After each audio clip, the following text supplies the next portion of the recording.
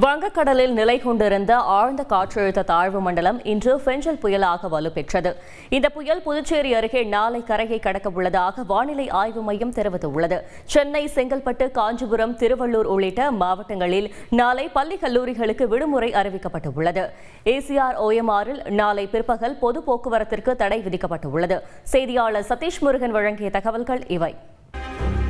செங்கல்பட்டு, திருவள்ளூர் மாவட்டங்களில் பல பகுதிகளில் இன்று பரவலாக மழை பெய்தது.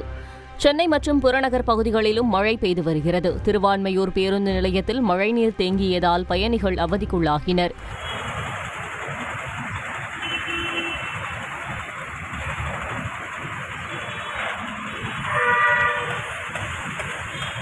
காசிமேடு, மெரினா, பட்டினம்பாக்கம், பெசன்ட் நகர் உள்ளிட்ட பல்வேறு பகுதிகளில் 3வது நாளாக இன்றும் கடல் சீற்றத்துடன் காணப்பட்டது. இதனால் படகுகளை பாதுகாப்பான இடத்தில் மீனவர்கள் நிறுத்தியுள்ளனர்.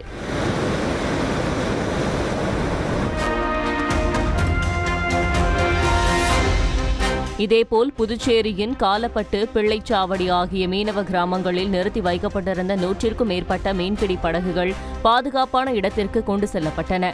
இதனிடையே வங்கக்கடலில் நிலவிய ஆழ்ந்த காற்றழுத்த தாழ்வு நிலை புயலாக வலுப்பெற்றதாக கூறிய வானிலை மைய தலைவர் பாலச்சந்திரன், புயல் கரையை கடக்கும்போது 90 கிலோமீட்டர் வேகத்தில் சூறைக்காற்று வீச வாய்ப்புள்ளதாக தெரிவித்தார். இன்று பிற்பகல் 2:30 மணி அளவில் புயலாக வலுப்பெற்றுள்ளது. ஃபெஞ்சல் என்று பெயரிடப்பட்டுள்ள இந்த புயல் தற்பொழுது புதுச்சேரிக்கு தென்கிழக்கே சுமார் 270 கிலோமீட்டர் தொலைவில் நிலை கொண்டுள்ளது. இது நாளை 30ஆம் தேதி காரைக்காலுக்கும் மாமல்லபுரத்திற்கும் இடையே புதுச்சேரிக்கு அருகில் பிற்பகல் புயலாக கரையை கடக்கக்கூடும். இதனையடுத்து கனமழை எச்சரிக்கை விடுக்கப்பட்டுள்ள மயிலாடுதுறை, நாகை, திருவாரூர், தஞ்சாவூர் மற்றும் கடலூர் மாவட்டங்களில் மீட்பு மற்றும் நிவாரணப் பணிகளுக்கான முன்னெச்சரிக்கை நடவடிக்கைகளை அதிகாரிகள் மேற்கொண்டுள்ளனர். முன்னெச்சரிக்கையாக தேசிய பேரிடர் மீட்பு படையின் 10 குழுவை சேர்ந்த 300 வீரர்கள் தமிழகத்தின் பல்வேறு பகுதிகளில் முகாமிட்டுள்ளனர். செய்தியாளர் சதீஷ் முருகன் வழங்கும் கூடுதல் தகவல். புயல் உருவானதை தொடர்ந்து மீட்பு மற்றும் நிவாரணப் பணிகளை துரிதப்படுத்த முதலமைச்சர் ஸ்டாலின் உத்தரவிட்டிருக்கிறார்.